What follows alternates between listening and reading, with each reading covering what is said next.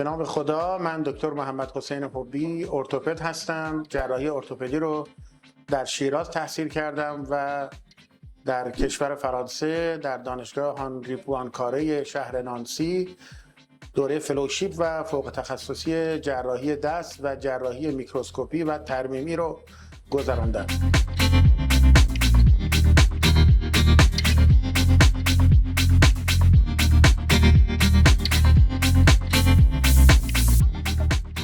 کار فعلی من که بعد از گذراندن تحصیلاتم در فرانسه داره انجام میشه، عمدتاً در زمینه جراحی دست و جراحی ترمیمی و جراحی میکروسکوپی اعصاب و عروق هست.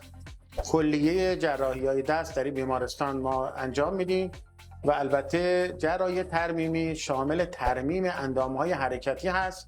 اندام‌های حرکتی طبیعتاً شامل مفاصل شانه، آرنج، دست و همینطور هم مفاصل اندام تحتانی هست. صرفاً اندام‌های جراحی ترمیمی عمدتاً در اندام فوقانی که شامل بعضی از ضایعات مادرزادی یا ضایعات اکتسابی که منجر به فلج اندام‌ها میشه و نیاز به ترمیم داره و کلیه جراحی ترمیمی میکروسکوپی رو در این مرکز ما انجام میدیم.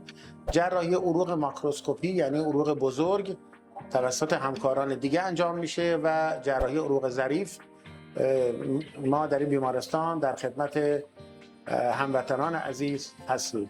در زمینه‌ای که من اشاره کردم، اگه کسی از هموطنان یا از بیماران سوالی یا موردی به نظرشون برسه با کمال میل پاسخگو و راهنما هستیم.